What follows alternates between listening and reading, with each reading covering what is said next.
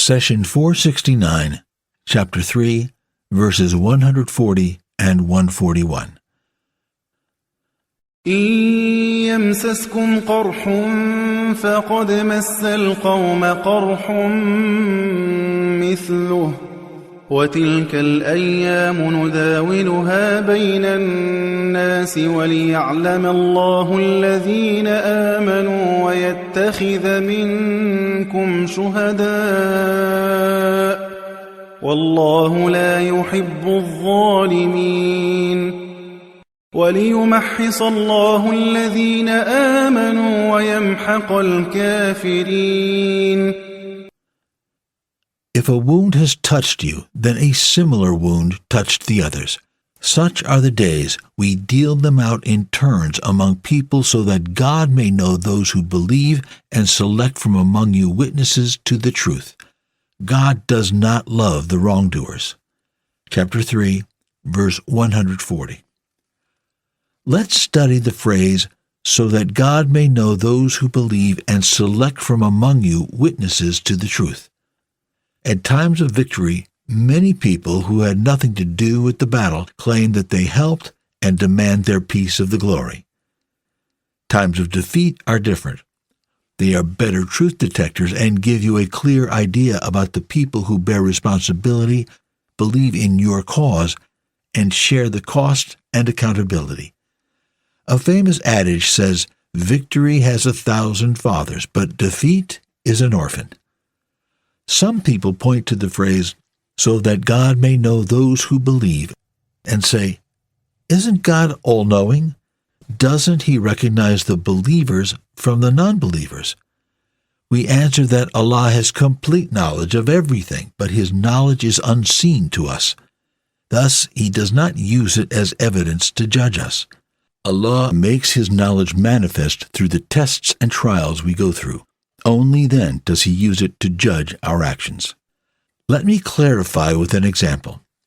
At the end of the school year, the principal comes to the teacher and says, "We need to conduct an examination to know the good students from the bad ones. We can then have a graduation party to honor those who succeed while the failing students go through summer school."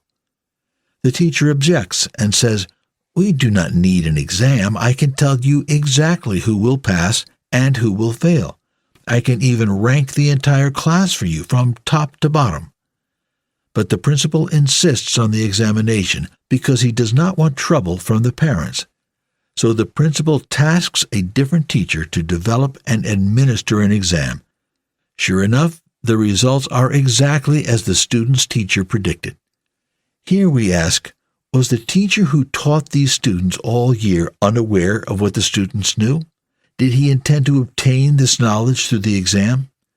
Of course not. Every competent teacher can tell you who will ace the test and who will fail. Testing is necessary because it presents the evidence to the students themselves. If a student comes to argue, all the teacher has to do is point to the test score. On the other hand, if the exam was not conducted, every parent and student could claim they deserve high grades and honors. If this is how we, as people, know each other, how about the Almighty? He has complete knowledge of what we do and what is within our hearts. But Allah does not use His knowledge against you and say, "I know that if there were a battle, you would flee the field." He, the All-Wise, will put you through the test and then present your actions as evidence. The trials of life are your chance to think, act, and get to know yourself. Thus the phrase, "so that God may know those who believe," is meant to bring God's knowledge to us, not the other way around. The verse continues, "so that God may know those who believe and select from among you witnesses to the truth." The verb select means to choose someone for special honors and high status.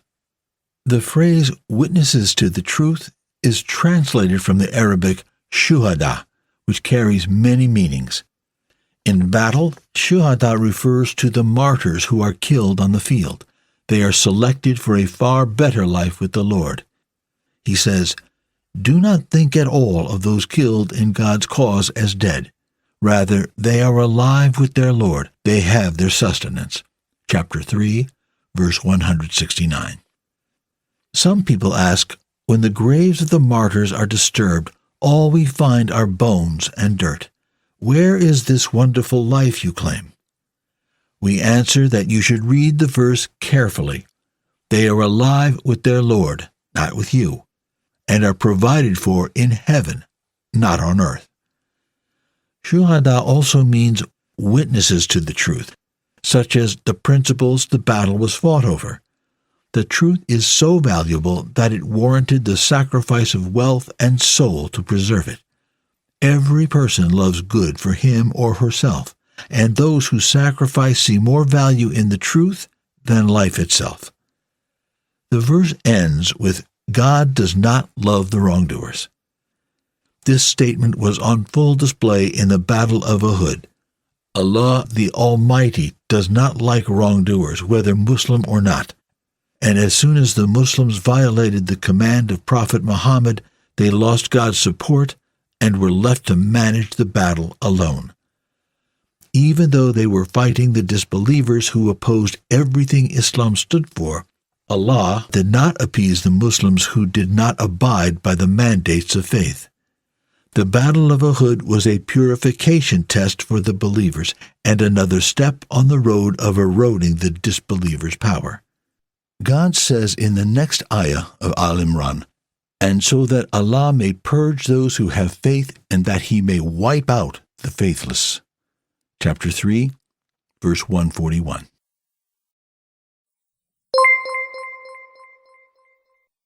The Prophet, peace be upon him, said, convey my teachings to the people, even if it is only a single verse.